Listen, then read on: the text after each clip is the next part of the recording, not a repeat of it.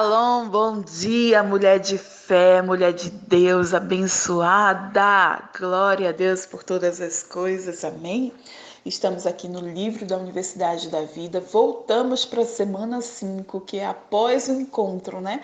Esse final de semana foi de encontro com Deus e agora estamos no dia 30, que fala de 180 graus. Antes de a gente começar a ler, vamos orar? Vamos dar aquele bom dia para o Espírito Santo? Vamos lá, 1, 2, 3 e... Bom dia, Espírito Santo, bom dia! Olha, nós te amamos, Santo Espírito. Tu és a pessoa mais importante em nossas vidas. Tu és incrível, lindo, cheiroso, maravilhoso. Nós te amamos mesmo. E queremos dizer que nós estamos aqui de coração aberto, de mente aberta, para ouvir a tua voz, a tua palavra. Fala conosco, Santo Espírito, em nome de Jesus. Ministra nosso coração. Em nome de Jesus, revela-nos a tua palavra. Amém. Bom, hoje é o dia 30, o tema é 180 graus. E o que é 180 graus? Bom, se você pegar aqui seu dedo e fizer um círculo, seu dedo sai de um ponto e fazendo o círculo ele volta para o mesmo ponto, 360 graus. Isso quer dizer que você saiu de um lugar, mas você voltou para o mesmo lugar. Nada mudou, tá a mesma coisa. Mas 180 graus é quando você sai de um ponto, pegue seu dedinho e leve para o lado oposto. Você está do outro lado, já não tem mais nada a ver. Você deu 180 graus. Então, 180 graus, você mudou tudo. Mudou tudo, mudou de comportamento, de atitude. E eu e você, nós precisamos ter esses 180 graus em nossas vidas, porque não adianta só a gente falar que a gente teve um encontro com Deus. A gente precisa agora demonstrar com nossas atitudes que realmente o encontro com Deus valeu a pena, que realmente tudo mudou em nossas vidas. E não é só a gente ficar choramingando, falando para as pessoas, dizendo que mudou, não.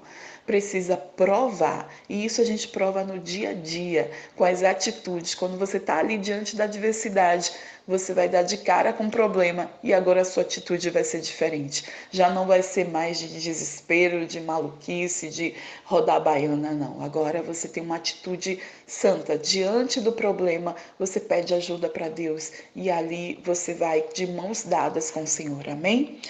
Bom, vamos ler um livro de Provérbios, capítulo 28, versículo 13, que diz assim: O que encobre as suas transgressões jamais prosperará, mas os que confessa e deixa alcançará misericórdia.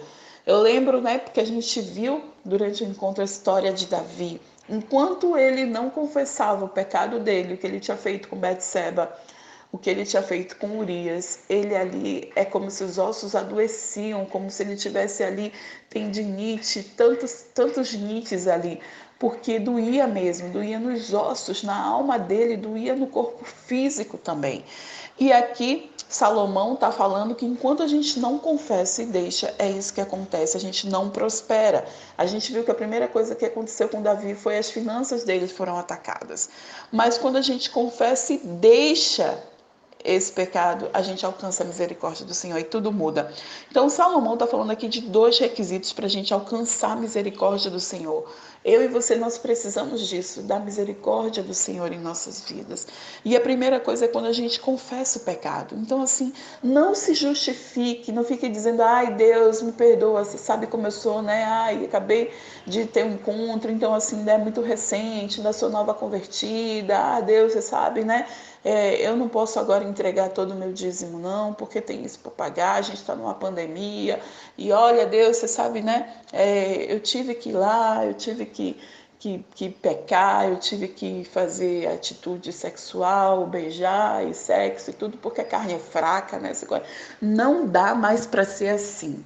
Não dá para você ficar se justificando. Pecou e pronto. Você reconhece, você identifica o erro e pronto, eu pequei.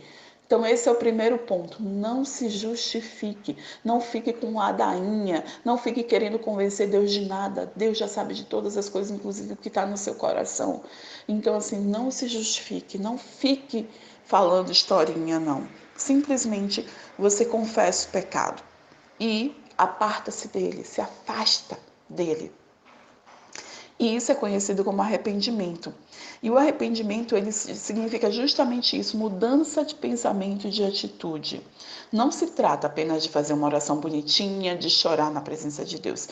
Tem que haver essa mudança na maneira como a gente pensa e como a gente age. A gente deve reconhecer o nosso erro diante de Deus e confessar os pecados. Tentar esconder é inútil, não dá. Deus sabe de todas as coisas. E também tentar se justificar também é inútil. Então não perca tempo com isso. Não tente esconder o pecado, não tente se esconder, não tente ficar justificando. É reconhecer, identificar o erro, o pecado e reconhecer. Eu pequei, pronto. Eu errei, pronto. Senhor, é verdade, eu errei. Eu fiz isso, isso, isso. Pronto, é o suficiente. Agora, depois que a gente reconhece o pecado, de fato como ele é, né? Não para parecer menos grave. Ah, Senhor, foi só uma mentirinha. Nada, foi uma besteirinha. Não é para fazer isso. A gente tem que reconhecer o pecado como é. Eu menti mesmo, isso é pecado, Senhor. Olha, eu abortei mesmo, isso é pecado, Senhor. Eu adulterei mesmo, isso é pecado. Eu roubei mesmo, isso é pecado. Eu fiz mesmo promiscuidade. É pecado, Senhor. E pronto, não fique tentando justificar nada. Mas a confissão de pecado ela é muito importante, mas além disso, tem que ter a outra parte. E a outra parte é se afastar. É se afastar. Se é adultério, se afaste. Se é a promiscuidade, o sexo ilícito, o sexo é bênção do Senhor, mas dentro do casamento. Então, se é ilícito, se afaste. Porque muitas pessoas até confessam pecado, mas não conseguem se afastar. Tristemente só chegam à confissão, mas nunca passam daí. Então, em oração, elas reconhecem que pecaram, mas não estão dispostas a abandonar o pecado. Mal surge a oportunidade, voltam a cometer e abandonar. Mal quando surge a oportunidade, elas voltam a cometer, né, os mesmos pecados que confessaram. E isso não é arrependimento. No máximo foi um remorso lá atrás. Então, o arrependimento, a gente vê que é uma mudança de atitude mesmo, né? Você reconheceu o pecado, você confessou o pecado e agora você deixa, você muda, você dá 180 graus. Amém? A gente conhece ali a história de Zaqueu, que aconteceu com ele, quanto ele se encontrou com Jesus, que teve um arrependimento genuíno, e nós precisamos seguir esse exemplo, realmente nos arrepender e deixar os pecados. As pessoas que Zaqueu maltratou, que roubou, perceberam que ele tinha mudado porque ele mudou de atitude. Ele prometeu lá no jantar com Jesus que ele ia ressarcir as pessoas e ele fez isso. Então ele teve uma atitude verdadeira, ele deu ali um passo de 180 graus, ele mudou totalmente. Então, esse arrependimento de Zaqueu não ficou apenas em palavras, nem em lágrimas. Ele deu mesmo esse giro de 180 graus. Ele não saiu pelas ruas gritando, eu me arrependi, me arrependi. Mas as pessoas perceberam porque ele devolveu o que havia sido roubado. As pessoas viram o arrependimento na vida dele.